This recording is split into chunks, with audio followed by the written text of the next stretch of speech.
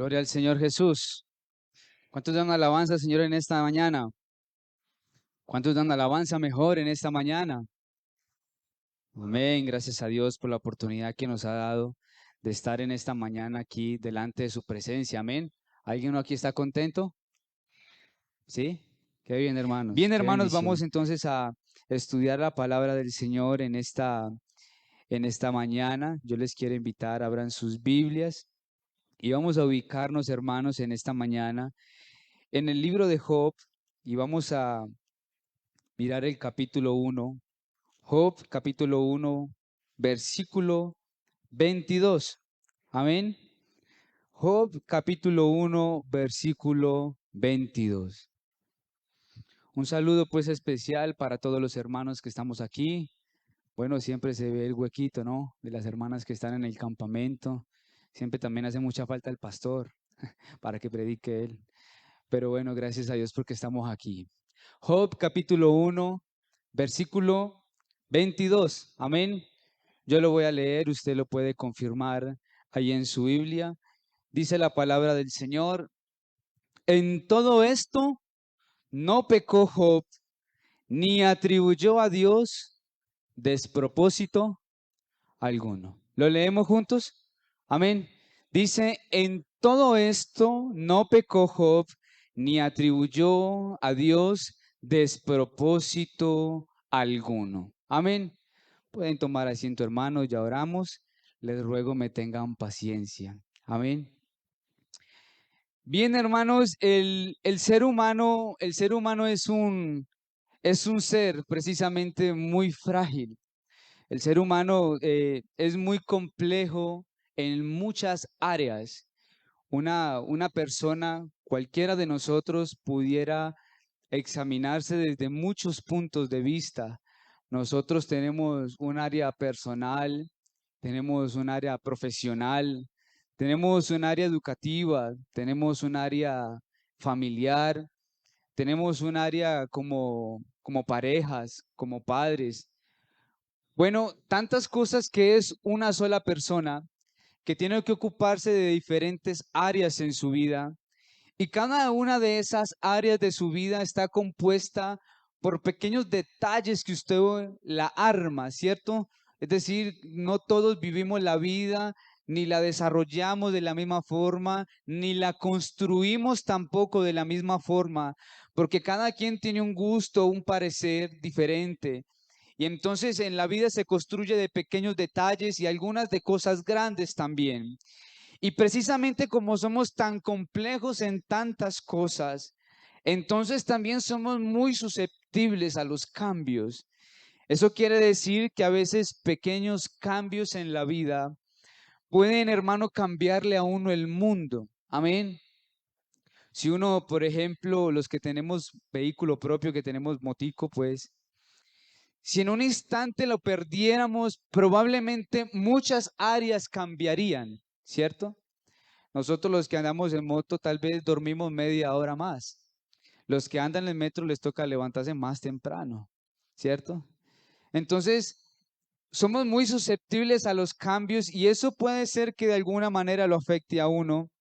Y por esa razón el ser humano, creo que todos de alguna manera nos esmeramos para tratar de mantener todas las cosas bajo control. ¿Sí? Amén.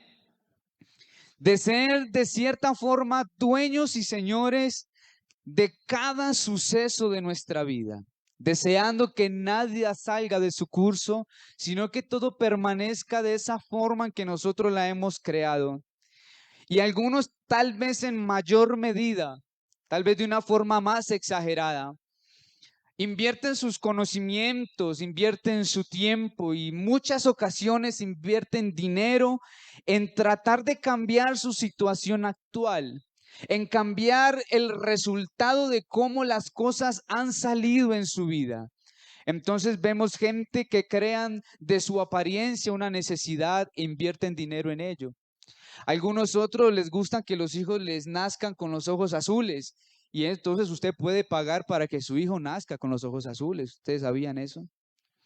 ¿Sí? Hay gente que no está realmente conforme con la situación que está viviendo en su vida y sencillamente hay un descontento. Tal vez nosotros no estamos en ese nivel de descontento, pero sí puede ser que la situación de necesidad, de aflicción, de tribulación que puede ser que alguno de nosotros en esta mañana esté viviendo, puede ser que no estemos contentos con ella.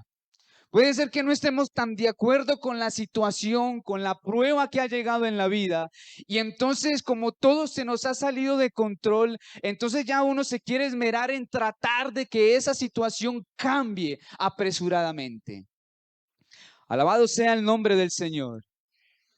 Y resulta, hermanos, que nosotros como seres humanos, según Primera de Tesalonicenses capítulo 5, versículo 23, la Biblia dice, y el mismo Dios de paz os santifique por completo y todo vuestro ser.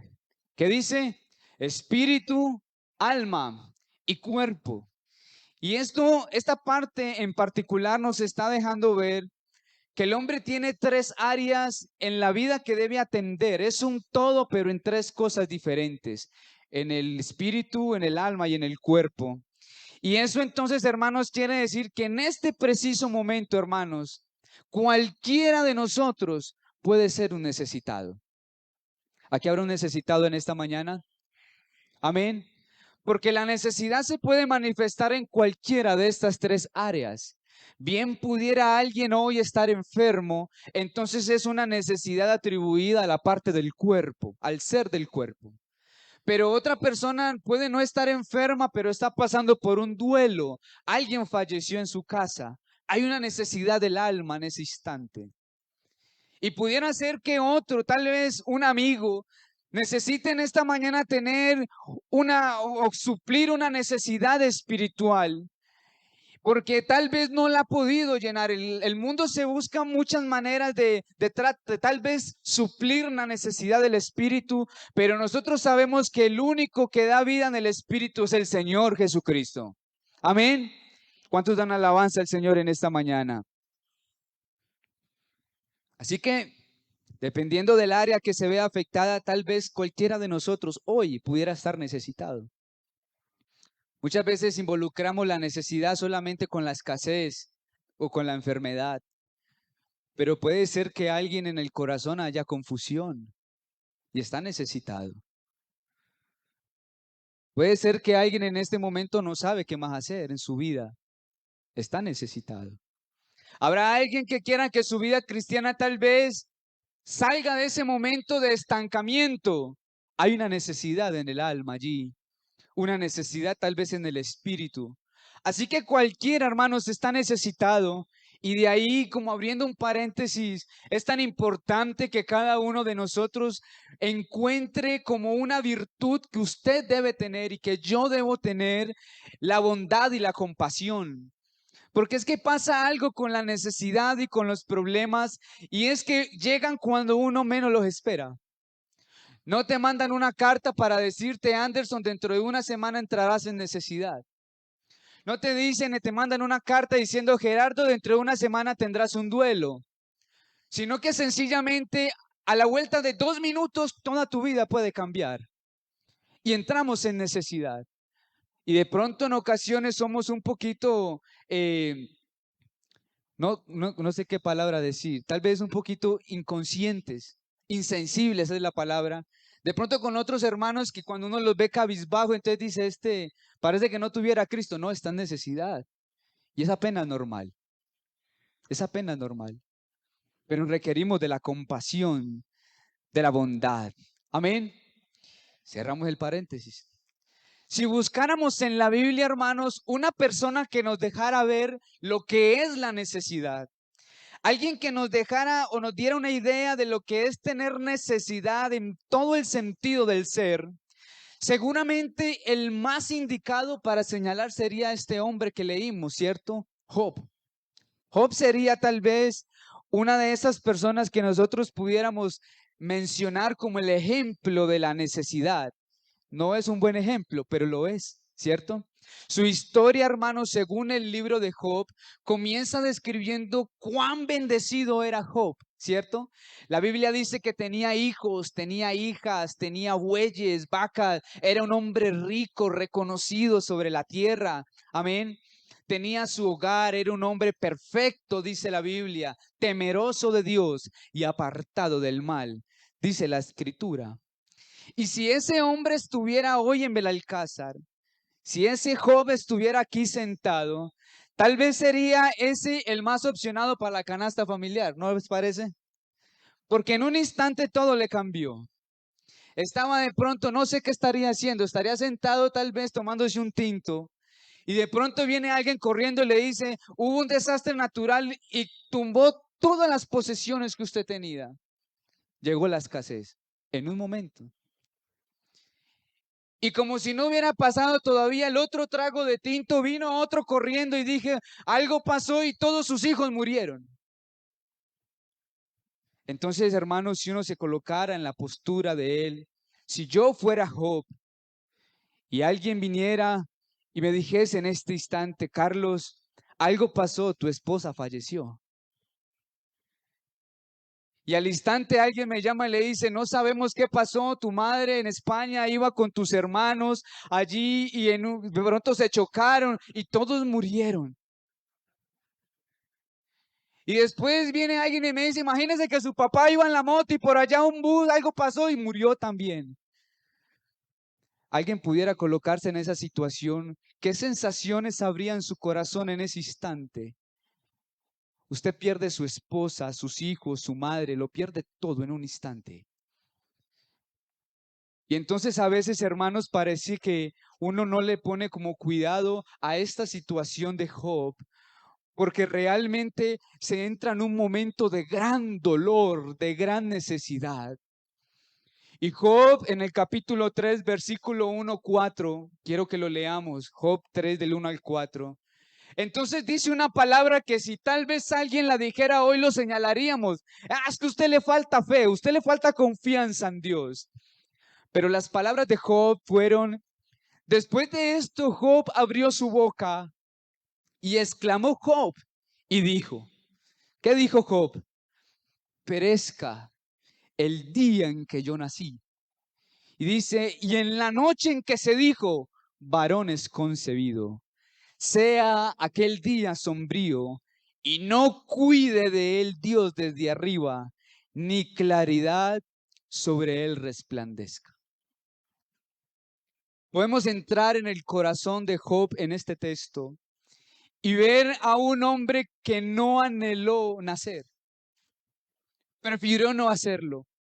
Prefería no celebrar su cumpleaños porque ahora está en medio de una gran tribulación, ahora está en medio del dolor, todo lo ha perdido, pero me llama mucho la atención lo que dice Job en el capítulo que leímos al principio en ese texto, porque dice Job, en todo esto no pecó Job, ni atribuyó a Dios despropósito alguno.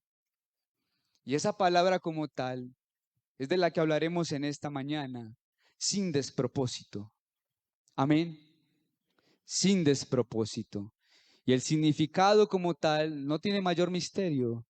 Despropósito es un hecho que no es inoportuno, que no se hace sin razón, que no pasa sin ningún fundamento o argumento alguno. Es decir, es el antónimo de propósito. Eso es, el antónimo de propósito. Y esta palabra que dice Job, que no atribuye a Dios despropósito, nos está diciendo que desde el principio Job, en medio de la enfermedad, de esa sarna que le salió en el cuerpo, en medio del dolor de haberlo perdido todo, en medio de la amargura por de pronto ser rico y ahora ser un hombre pobre, del abandono de todos sus amigos, de la falta de amor, del desconcierto, de la confusión, del señalamiento de sus amigos y como si no fuera poco de las palabras de su amada, que muy dulcemente le dice, maldice a Dios y muérete. Como si no fuera suficiente, Job cae en lo profundo de su vida, pero él entiende que toda esa situación que pasa en su vida no es cuestión del azar.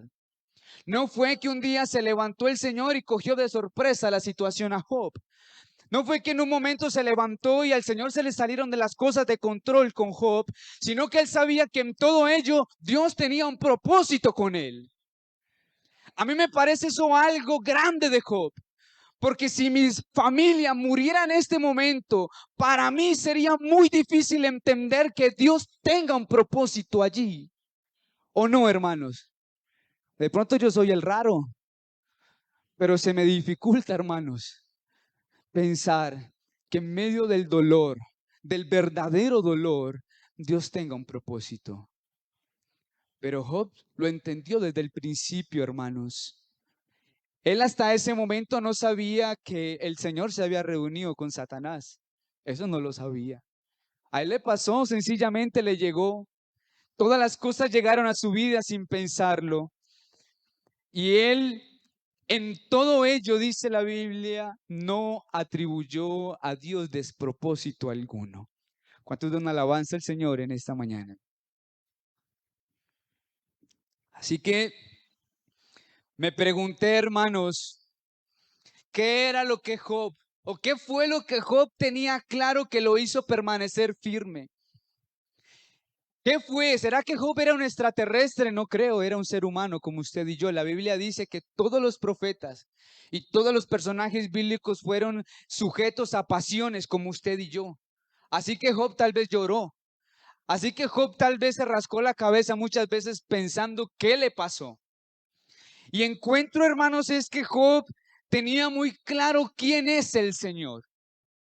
Tenía claro que los pensamientos del Señor, como dice en Isaías 46, 9:10, en Isaías 55, 8, 9, dice que los pensamientos de Dios y sus caminos son ¿qué? Más altos que nuestros pensamientos y que nuestros caminos. Es saber que el propósito de Dios, la situación que Dios está permitiendo que tú vivas, va por encima de lo que tú imaginas o piensas. Porque el Señor es el Señor. ¿Sí lo cree? Es el Todopoderoso. Y la Escritura dice en el Isaías 46, 9, 10, porque yo soy Dios y no hay otro Dios, dice el Señor. Aleluya. Dice, no hay nadie semejante a mí. Yo anuncio lo que viene. Antes de que fueran las cosas creadas, yo ya las sé, dice el Señor. ¿Y cómo termina el texto? Me fascina como dice el texto. Termina diciendo, y yo hago lo que quiera. Punto final. Amén. Gloria al Señor. Está pesado, ¿no? Alabado sea el nombre del Señor.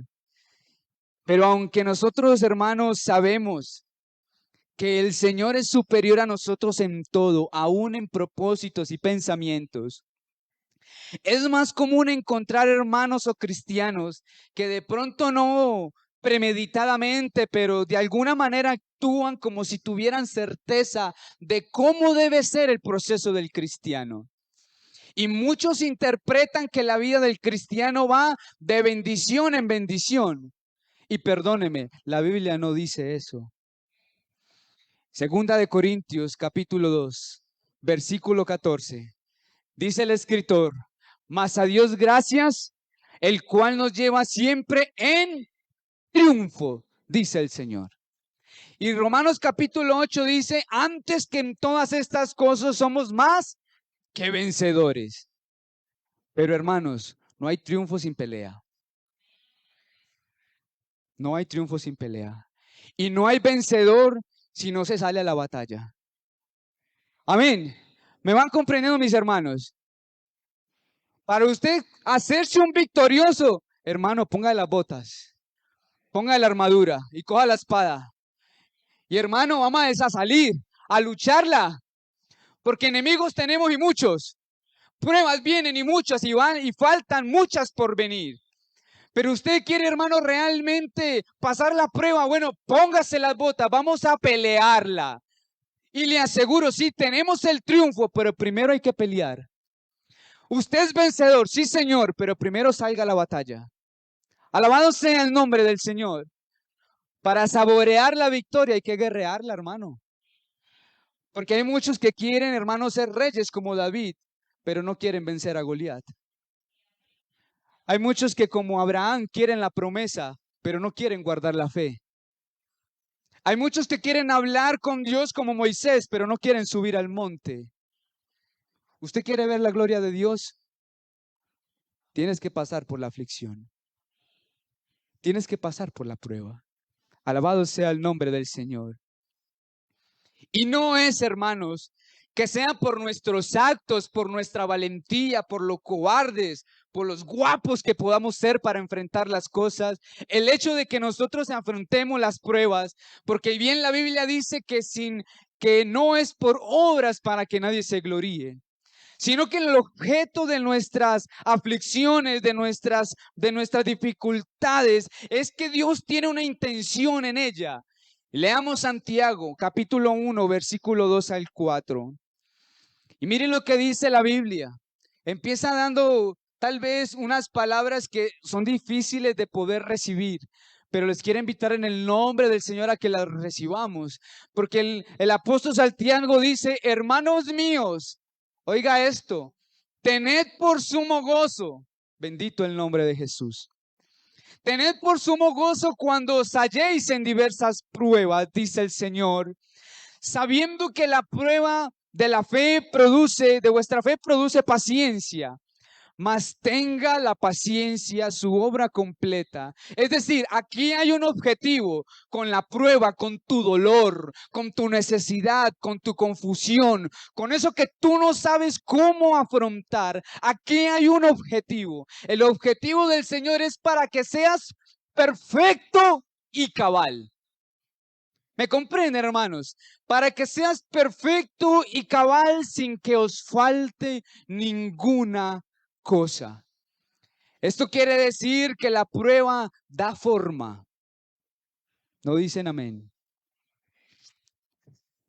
La prueba da forma. La prueba hace madurar. La prueba, hermanos, nos acerca al Señor.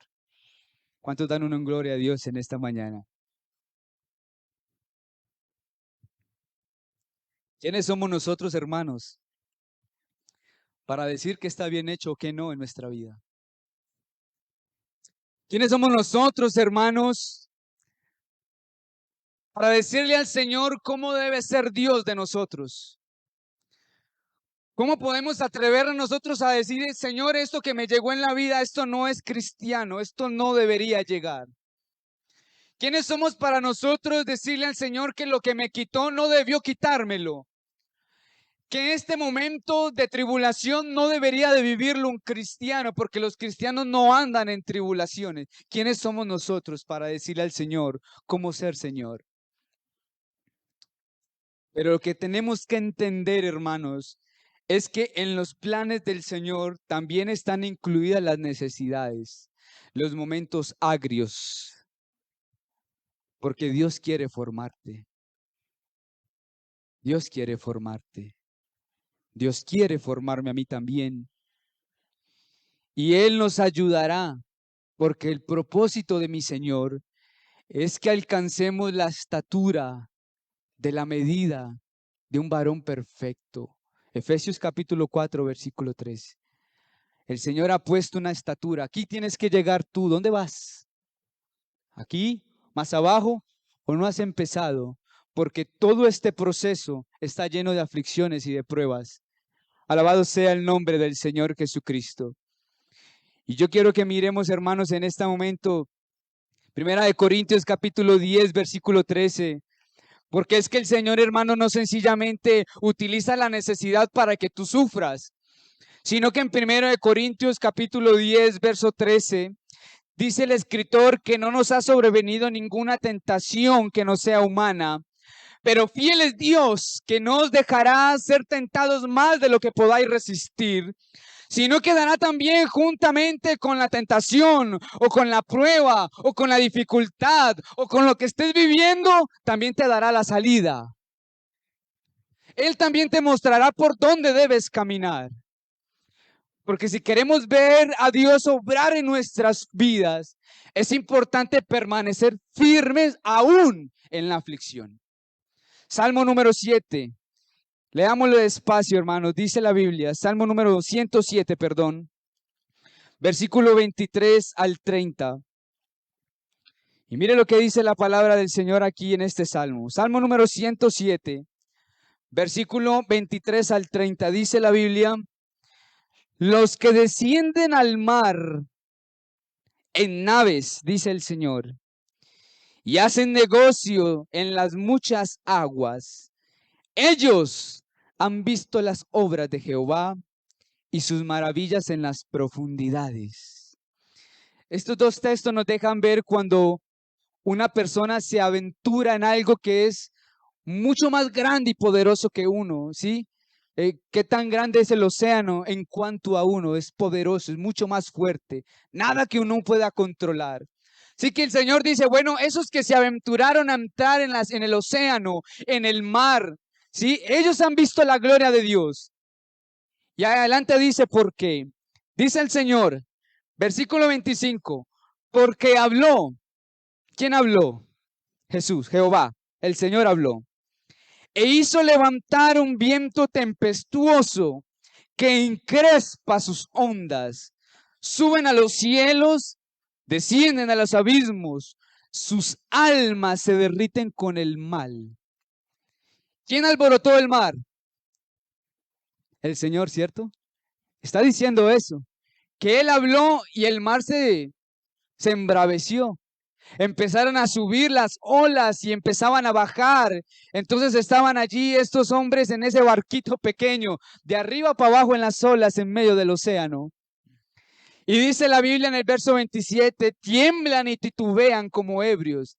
Es decir, les dio temor, tuvieron miedo. Y toda su ciencia es inútil. Luego dice, entonces claman a Jehová. Y aquí es, hermanos, donde cada uno de nosotros debe empezar entonces a asumir la prueba y la aflicción de otra manera. Porque cuando tú clamas, como dice aquí la escritura, en su angustia, Él los libra de sus aflicciones. ¿Y sabe qué más hace? Verso 29, cambia la tempestad en sosiego y se apaciguan sus ondas. Alabado sea el nombre del Señor. Luego se alegran porque se apaciguaron. Y así, cuando ya pasó toda la tempestad, Él los guía hasta el puerto donde iban. ¿Me entiende, hermano? Porque hay un inicio y hay un final. Pero entre el inicio y el final hay un proceso, hay un camino. Y puede que sea escarpado, como hablamos. Puede que sea difícil y tengas pruebas. Por supuesto que sí. Y las ondas en tu vida se agitarán de un lado al otro. Pero cuando tú clames, Él te librará de tu aflicción. Y cuando todo se calme, te llevará al otro lugar donde tú deseabas llegar. ¿Cuántos dan alabanza al Señor en esta mañana? Así que, hermanos, para ver la gloria de Dios, alguien que diga amén que quiera ver la gloria de Dios, hay que atravesar los momentos complicados. San Juan capítulo 9 nos cuenta la historia de un niño que nació ciego, ¿cierto? Un joven. Y dice la Biblia que era ciego de nacimiento. Entonces las personas tratando de buscarle caída a nuestro Señor le dijeron, Rabí, ¿quién pecó? ¿Este muchacho? ¿Sus padres? ¿De quién es la culpa de que ese muchacho haya nacido en aflicción? ¿De quién es culpa de que él no pueda ver desde que es niño? Me alegra la respuesta de mi Señor que dice en el verso 3, no, ni pecó él, ni sus padres, para nada. Esto solamente es para que, ¿qué?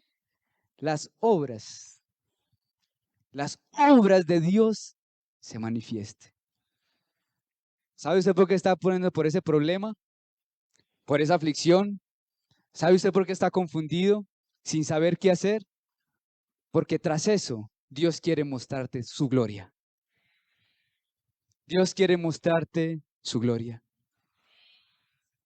Porque ¿sabe qué pasó después de que el Señor dijo estas palabras?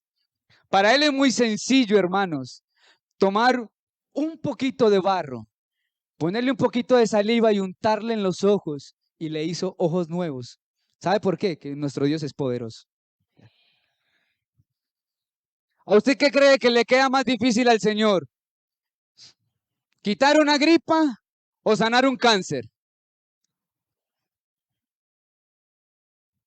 El cáncer. Vea, hermanos, a nuestro Señor no le queda grande nada, hermanos. Nosotros somos los que tenemos los prejuicios. Hermano, oren por mí que tengo una gripita. Venga, hermanita, oramos por usted. Señor Jesús, sálale la gripe. ¿Cierto? Hermano, oren por mí, tengo cáncer. Los diáconos, líderes, vamos todos. Señor Jesús, en el nombre. No, al Señor no le queda grande librar un cáncer. Sea cual sea el problema o la aflicción, Dios es poderoso para ayudarte. Alabado sea el nombre del Señor Jesucristo. Yo, hermanos, creo que cuando el Señor llama a alguien, y aquí yo veo muchos llamados del Señor, es porque cuando el Señor llama a alguien es porque en su proceso ha de hacer algo importante. Si uno se pone a mirar la historia de Pedro, cuando estaban en el mar en tempestad, y el Señor llegó a ellos caminando sobre las aguas, pero las aguas no estaban quietas, estaban muy revolcadas.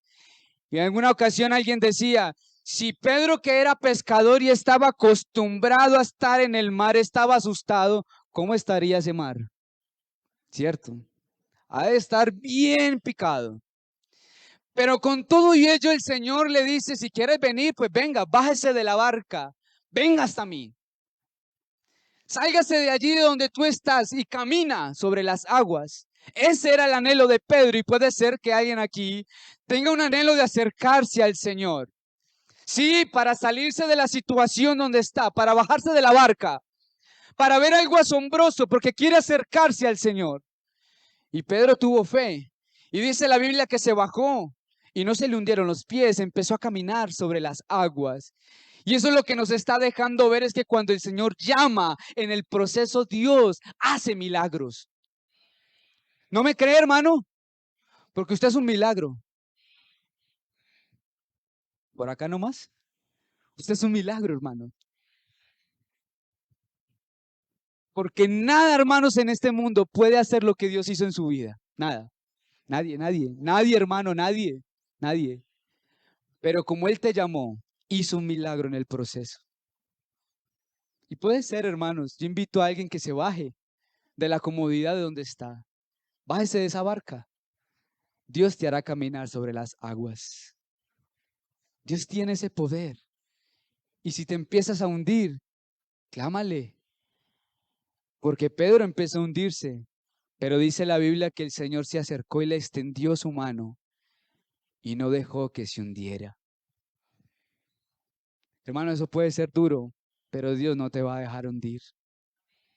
Tú no vas a perecer en esa situación. Tú no vas a perecer en la necesidad. Estamos, hermanos, en el propósito de Dios. Estamos en sus manos.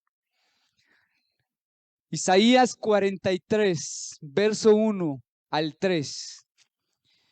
Dice nuestro Señor. Y vamos a cambiarle de pronto, me disculpan. Vamos a tomarlo como si fuera para Belalcázar. Porque dice el Señor, así dice Jehová, creador tuyo, Belalcázar y formador tuyo. No temas, porque yo te redimí, te puse nombre, mío eres tú. Y oiga lo que dice el Señor a esta iglesia: cuando pases por las aguas, yo estaré contigo. Y si por los ríos, no te abnegarán. Cuando pases por el fuego, no te vas a quemar, ni la llama arderá en ti, porque yo, Jehová, Dios tuyo, el Santo de Israel, soy tu Salvador. Y hermano, aunque el Señor tenga que dar naciones por nosotros, como dice acá, Él las va a entregar. ¿Sabe por qué? Porque usted y yo, delante del Señor, somos de gran estima y somos honorables, porque Él nos amó con amor eterno.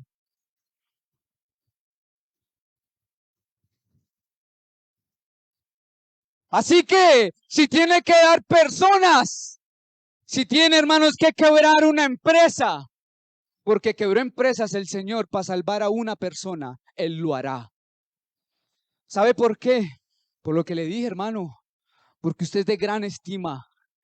Honorable fuimos delante de los ojos del Señor. Él nos amó y nos amó con amor eterno. Aleluya. Por eso dice el Señor a todos los llamados de mi nombre, a todos los de esta iglesia, para gloria mía, dice el Señor, los ha creado, los formé y los hice. Amén. Gloria al Señor. Porque, hermanos, nosotros sí tenemos la victoria en Él segura. Porque el apóstol Pablo dijo, ¿quién nos separará del amor de Cristo? ¿La tribulación? ¿La angustia? ¿Persecución? ¿Hambre? ¿Desnudez? ¿Peligro? ¿O espada? No, no, no. Pero sí aclara y dice, bueno, por causa de ti, por causa del Señor, somos contados como ovejas en el matadero. Somos perseguidos, andamos en momentos difíciles. Pero antes que todas estas cosas, nosotros en Cristo somos más que vencedores por medio de aquel que nos amó. Por lo cual estamos seguros que ni lo alto, ni lo presente, ni lo porvenir, hermanos, ni hueste, ni potestades, ni aun la muerte podrán separarnos del amor que es en Cristo Jesús, Señor nuestro. ¿Cuántos dan alabanza al Señor en esta mañana? Sí tenemos la victoria segura, sí, pero hay que pasar la prueba. Alabado sea el nombre del Señor. El amor de Dios es suficiente, hermanos, para no permitir que nuestra vida se pierda o perezca en el dolor, en la aflicción, en la prueba, ¿sí? Porque Él, hermanos, ahí antes nos ayuda a entender que en la dificultad Él nos muestra su poder, Él nos muestra su gloria, Él nos muestra su amor. Permite que nuestra fe crezca. Es que la prueba no es que se esté desquitando con usted porque usted no oró en la mañana, no. Antes bien la prueba es para que usted se fortalezca en el Señor, para que usted se forme. Pero normalmente, como empezábamos diciendo al principio, la situación a veces no nos agrada. Pero es el método de Dios para con nosotros, la prueba. Y quisiera irlos llevándose a la conclusión del mensaje, porque hubo un hombre que también como Job, José el soñador, también vivió una vida hostil. Estaba llena de dolor, fue odiado, golpeado, humillado. Fue a la primera persona que le pusieron precio como si fuera cualquier objeto. Fue vendido por unas monedas. Fue traicionado por la esposa del Potifar, vendido por sus hermanos, metido en la cárcel, olvidado por sus amigos. Fue un hombre que permaneció muchos años sin conocer lo que era estar cómodo. Muchos años.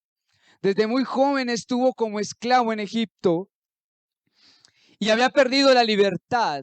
Gran parte de su vida estuvo llena de gran dolor. Ustedes conocen la historia, ¿cierto? Pero con el pasar de los tiempos, entonces parece que José, ya ha podido salir de la situación. Dios le restablece. Y entonces ahora José llega en un tiempo de tranquilidad. Vio cómo Dios obró en su vida, cómo obró en el Potifar, cómo obró el Señor en el príncipe o en el rey de la época. Vio cómo el Señor empezó a hacer milagros en su vida. Y ahora lo vemos junto a sus hermanos. Imaginemos esa escena, ¿no? Estaba José ya con sus 11 hermanos allí y están al frente de su padre Jacob. Y Jacob está a punto de morir. Génesis capítulo 49. Y ya José no es el muchacho joven inmaduro. Ya no es el José desdichado que estuvo en la cárcel, el que fue vendido, el que fue traicionado, al que le desnudaron porque le quitaron las ropas. Ya no es este hombre traicionado, sino que está frente a su padre y ya está vestido con ropas de gobernador. Pasó la prueba, pasó la circunstancia. Ya no hay aflicción, no, ahora es el gobernador y ahora es una persona importante porque logró pasar al otro lado y ahora es bendecido él. Ahora es el que está mejor parecido, con ropa más elegante que sus propios hermanos, incluso más bendecido que su padre. Era un hombre rico ya, hermanos, ¿cierto? Ya no es el hombre que en algún momento Dios le había mostrado un sueño y que tal vez en ese instante, en el sueño, él pensaría, esto es un despropósito. Yo que voy a gobernar sobre mis hermanos. Muchos pensaron eso y lo tildaron de loco. Lo rechazaron por el sueño que Dios le permitió ver. Muchos pensaron, ese sueño es un despropósito. Eso que usted está pensando no es de Dios. Pero ya en su vida él empezó a pasar momentos de ascenso y de bajada, ¿cierto? Como hablábamos ahorita, pasó la circunstancia, subió y bajó. Estuvo en la casa del Potifar, del que cuidaba la casa, y luego en la cárcel. Y de la cárcel volvió otra vez donde el rey de Egipto, y luego fue gobernador. Y es porque en la vida, hermanos, cualquiera de nosotros hoy puede ser bendecido y mañana se le quita todo, pero después vuelves a subir. Porque en la vida del cristiano eso pasa. Hoy estás arriba y luego estás abajo.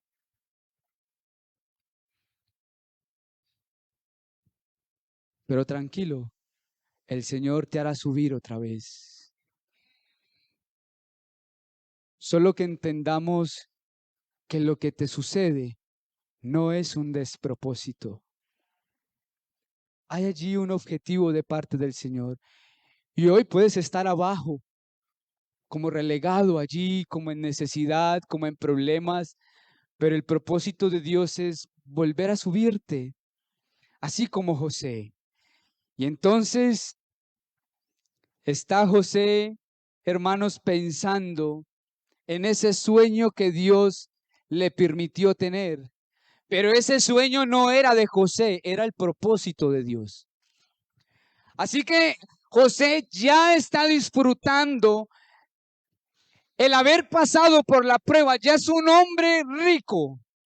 Y Génesis capítulo 49, versículo 23-26, les dije que estaba Jacob con sus 12 hijos allí, está a punto de morir. Y entonces empieza Jacob a darle a sus hijos, algunos maldición, a algunos les da bendición y a algunos ni bendición ni maldición, solo les expresa unas palabras en Génesis 49. Pero a partir del versículo 23 empieza Jacob a hablar con José y le empieza a decir a su hijo más desdichado, al que pasó por momentos más difíciles, al que estuvo vendido, al que fue rechazado, al que nadie quería, al que de pronto había pasado por más necesidades. Y las palabras de Jacob para su hijo son, le causaron amargura, le asetearon, dice, y le aborrecieron los arqueros. Mas su arco se mantuvo poderoso y los brazos de sus manos se fortalecieron. Por las manos del fuerte de Jacob, por el nombre del pastor, la roca de Israel, por el Dios de tu Padre, el cual te ayudará, por el Dios omnipotente, el cual te bendecirá, con bendiciones de los cielos de arriba, con bendiciones del abismo que está abajo, con bendiciones de los pechos y del vientre. Las bendiciones de tu Padre fueron mayores que las bendiciones de mis primogenitores. Hasta el término de los collados eternos serán sobre la cabeza de José y sobre la frente del que fue apartado de entre sus hermanos. Las palabras de este padre para su hijo son palabras de bendición.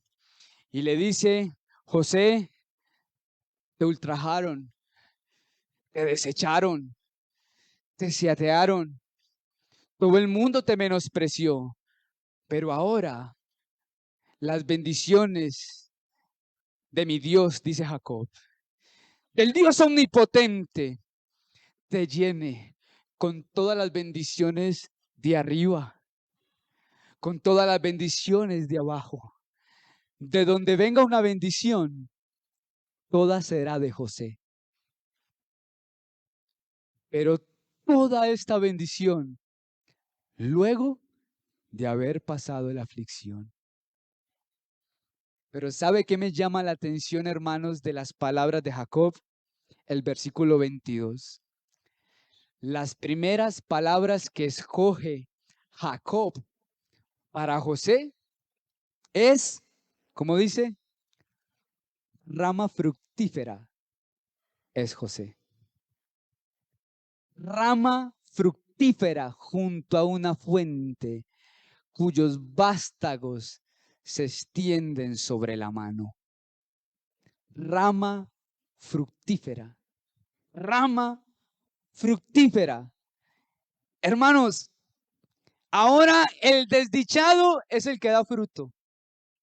El afligido es el que más tiene para ofrecer. El que pasó por el dolor, por la confusión, el que atravesó la prueba, ahora es el que tiene más para dar. ¿Sabe por qué? Porque el fruto no es para beneficio propio, sino que el fruto es para que los demás lo coman. ¿Me van comprendiendo, hermanos? Esa bendición, hermanos, que el Señor ya ha derramado sobre él. Entonces vemos en los capítulos siguientes de Génesis a un José, el desdichado, el que ninguno de sus hermanos quería. Ahora lo vemos a él recibiendo a su hermano Rubén, al mayor, el que tenía que hacerse cargo de la familia, pero no podía. Ahora era José el rico, el que estaba dándole tierra a sus hermanos. Ahora él el compasivo, el que estaba ofreciéndole bendición a los demás, cuando de él nunca se recibió, de pronto nunca recibió él compasión. Cuando nadie le tuvo en gran estima, ahora él está repartiendo bendición para sus hermanos. Fíjese usted, los que lo vendieron, los que lo asetearon, los que de pronto no lo amaron, ahora están recibiendo ya la bendición de parte de él. Rama fructífera es José. ¿Y sabe algo, hermanos? José tal vez no esperaba que su aflicción sería lo que abonaría la bendición para su padre y sus hermanos. No lo sabía. ¿Sabe por qué? Porque en todo lo que sucede en la vida, Dios no es un Dios sin despropósitos. Todo lo contrario, tiene un propósito. Y la aflicción, hermanos, el dolor, la necesidad que hoy estás pasando, será el fruto que comerá tu hijo. Será el fruto que comerá tu esposa, tus hermanos, la iglesia. Porque aquí necesitamos de personas que aunque necesitadas, en aflicción, en dolor, en momentos difíciles, vengan y nos digan: lloré, fue doloroso, pero el Señor me dio la victoria. Y entonces de esa manera se infunda fe en el que de pronto está pasando por la misma situación. Porque, hermanos, necesitamos ser cristianos que sí puedan vencer en el nombre de Jesucristo. Porque a su lado, en este momento, hay alguien pasando por dolor, por necesidad, por dificultad, que cree que lo que le pasa es un despropósito, y como no ha escuchado a nadie que le diga que sí se puede, pero tú cuando pases por las pruebas y entonces logres pasar al otro lado, rama fructífera serás. Y serás como el árbol plantado junto a corrientes de agua, que da su fruto en su tiempo y su hoja no cae. ¿Sabe cuál es ese árbol? El que está plantado a los pies del Señor Jesucristo, porque es allí donde el Señor envía su bendición, su gloria, y también envía su Espíritu Santo para que nos ayude, hermanos, a que entre nosotros seamos perfeccionados.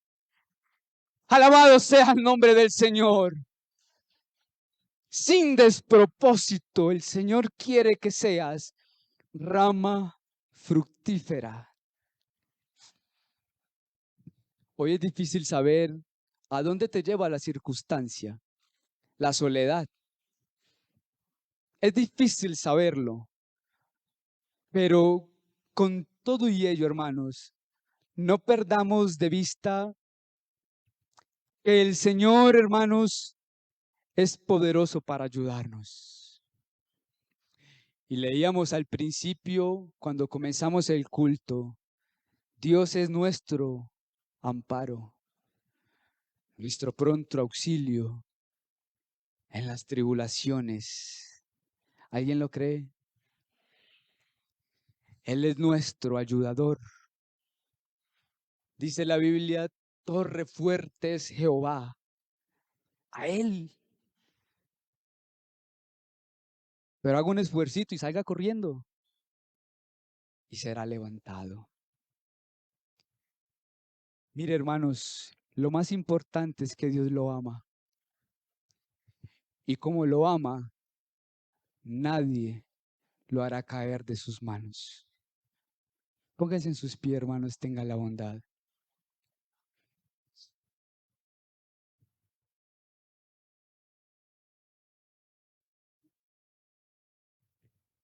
Pasar por el dolor, por las circunstancias difíciles, no es fácil. Y el propósito del mensaje no es decirle, hermano, no se aflija, no llore. No, todo lo contrario, llore todo lo que quiera, pero confíe en el Señor. Todo lo que el Señor está haciendo en tu vida no son despropósitos. No, no, no.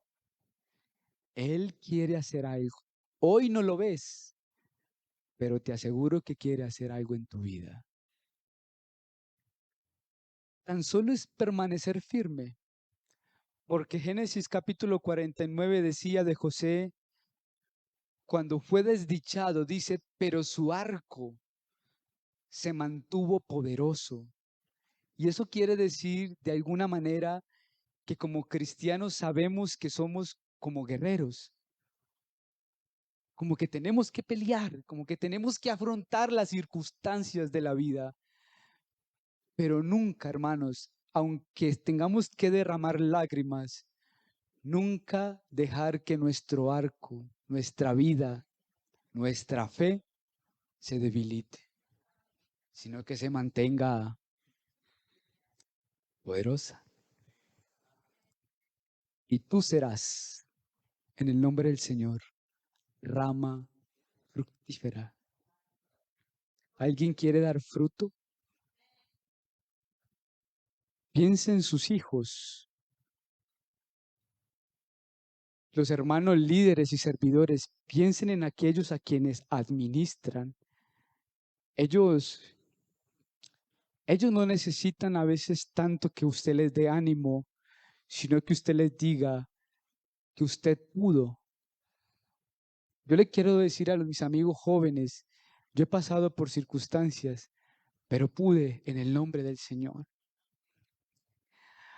Lo que somos, lo que hacemos, no es resultado de una vez que nos arrodillamos a orar, no, son del resultado de lágrimas, de estar de rodillas, de quedarnos un rato en el altar y decirle al Señor todas nuestras angustias y nuestros dolores. Fue decirle al Señor que no supe cómo actuar y que tal vez no sé cómo hacerlo en este instante, pero que necesitamos la ayuda de Él.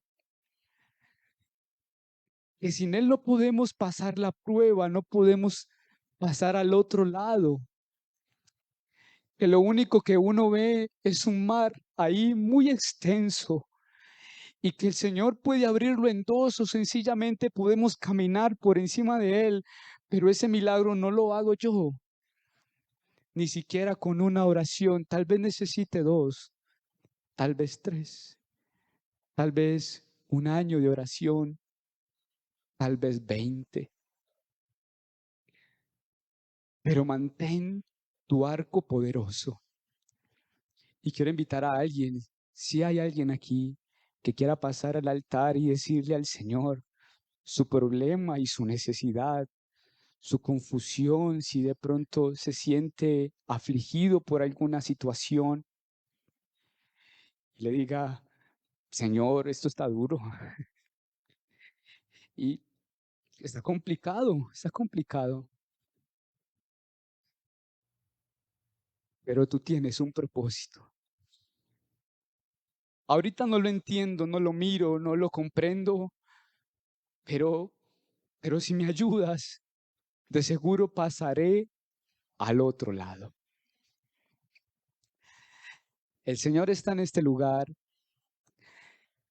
queriendo fortalecer el corazón de alguien, queriendo aumentar las fuerzas de alguien que se sienta con pocas.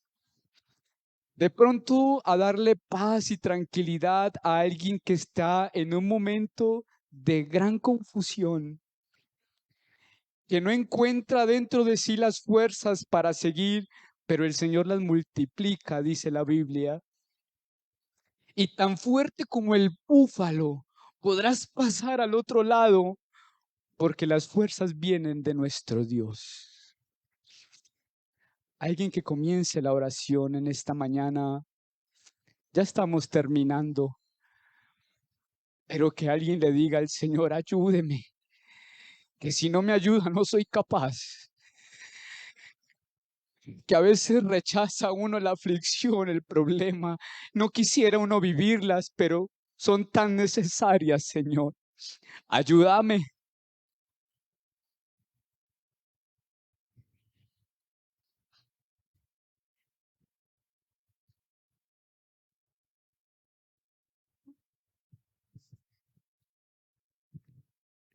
ayúdeme, Señor. Yo quiero cruzar al otro lado. Esta vida se ha entorpecido con muchas cosas en la vida y está bien, pero ayúdeme a pasar al otro lado. Yo quiero pasar al otro lado, Señor, pero solito no puedo. Dame la fuerza, yo quiero cruzar al otro lado. Y permíteme ver en toda esta dificultad, en todo este dolor, en toda esta prueba, permíteme ver tu propósito. Yo quiero ser rama fructífera para hacer bendición a otro que le necesite, a mi hijo que va creciendo, a mi esposo que no está, a mi esposa que no está, a mis hermanos, a los jóvenes, adolescentes, a esos que yo ministro, rama fructífera. Entre tanto, ayúdame. Yo quiero tu bendición. Yo quiero que me ayudes, Señor, por favor.